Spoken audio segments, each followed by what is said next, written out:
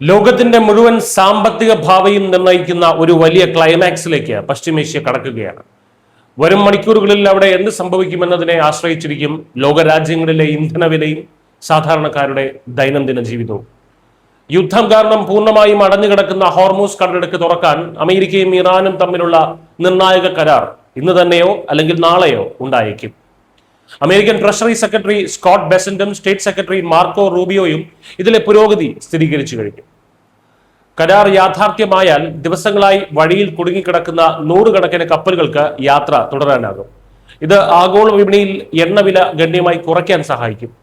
കഴിഞ്ഞ ഫെബ്രുവരി അവസാനം ആരംഭിച്ച ഇസ്രയേൽ ഇറാൻ പോരാട്ടമാണ് ഹോർമൂസിലെ ഗതാഗതം പൂർണ്ണമായും സ്തംഭിപ്പിച്ചത്. ലോകത്തെ മൊത്തം എണ്ണ വ്യാപാരത്തിന്റെ 1/5, അതായത് പ്രതിദിനം 1.5 കോടി ബാരൽ എണ്ണയാണ് ഈ ഇടുങ്ങിയ കടലിടുക്കിലൂടെ കടന്നു പോകുന്നത്. യുദ്ധത്തിന് മുൻപ് പ്രതിദിനം 100-ലേറെ കപ്പലുകൾ സഞ്ചരിച്ചിരുന്ന ഈ പാതയിൽ ജൂലൈ പകുതിയോടെ ഗതാഗതം വെറും 8-10 കപ്പലുകളായി ചുരുങ്ങിയെന്ന് UN കണക്കുകൾ വ്യക്തമാക്കുന്നു. അമേരിക്കൻ പ്രസിഡന്റ് ഡൊണാൾഡ് ട്രംപ് നൽകിയിരുന്ന ഈ അവസാന അവസരം ഇറാൻ എങ്ങനെ വിനിയോഗിക്കുമെന്നതാണ് ലോകം ഇപ്പോൾ ഉറ്റുനോക്കുന്നത്. അമേരിക്കൻ ആക്രമണം ഒഴിവാക്കാനും ആണവ പദ്ധതികളിലെ പ്രശ്നങ്ങൾ പരിഹരിക്കാനുമുള്ള സുവർണ അവസരമാണിത്.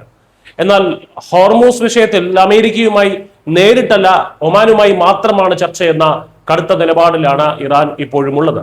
കാര്യങ്ങൾ ഇങ്ങനെയൊക്കെ ആണെങ്കിലും വിട്ടുവീഴ്ചകൾക്ക് ഇരുപക്ഷവും തയ്യാറായാൽ അടുത്ത 48 മണിക്കൂറിനുള്ളിൽ ലോകത്തിന് ആശ്വാസമാകുന്ന ആ പ്രഖ്യാപനം പുറത്തു വരും.